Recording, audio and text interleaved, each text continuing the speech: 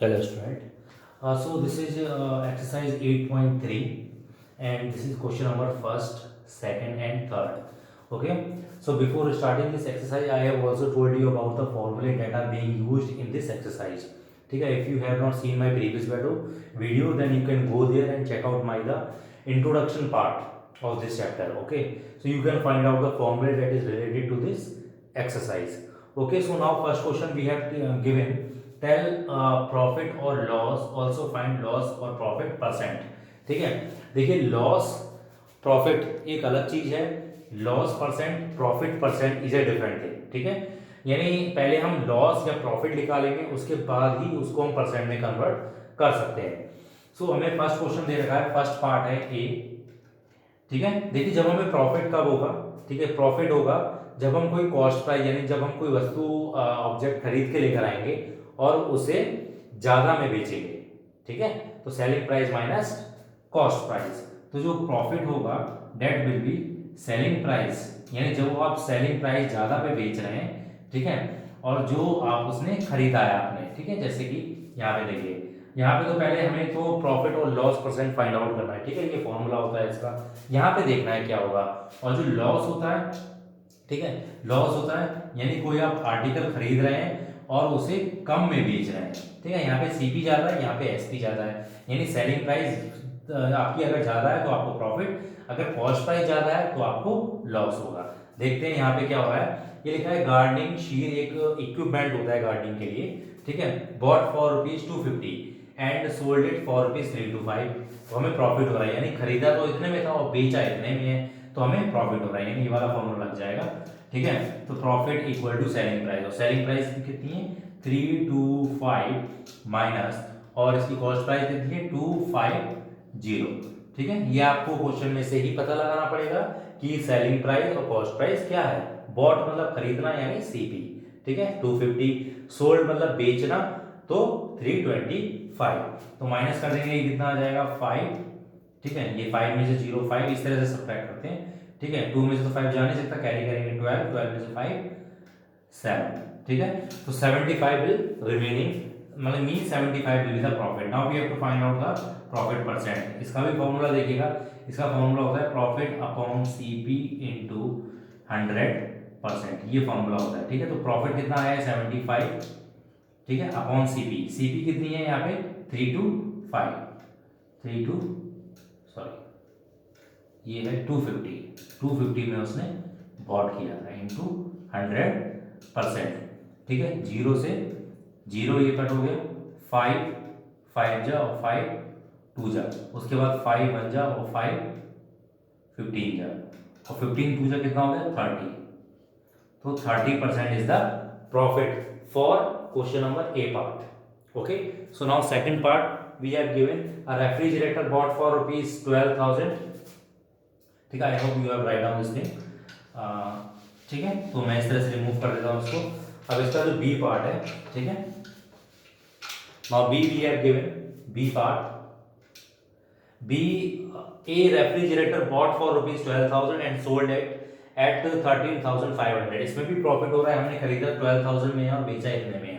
तो profit equal to selling price minus cost price equal to 3500 minus 12,000. ठीक है, तो 005. ठीक है, 5 3 में से 2 1, तो 1500 will be the profit.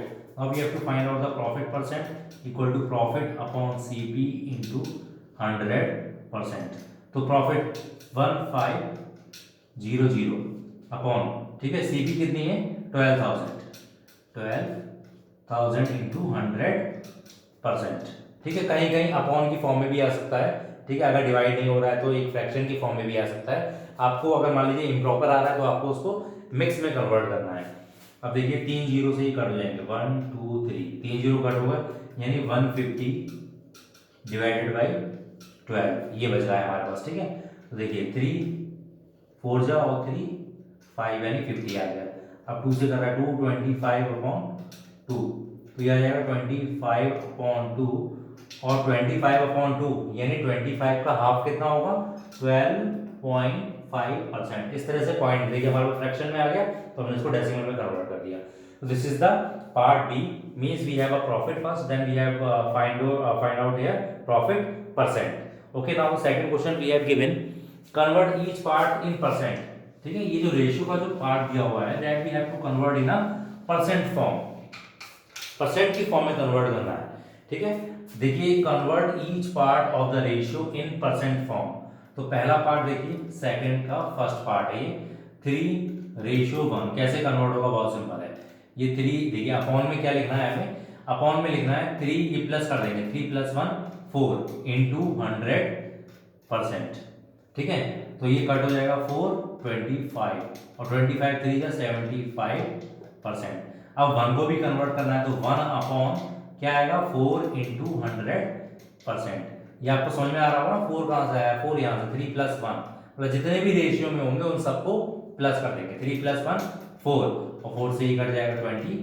25 into 1 कितना हो जाएगा 25%। तो एक आ गया 75% और दूसरा 25%। इसका बी पार्ट भी बिल्कुल ऐसा ही है बेटा, 2:3:5।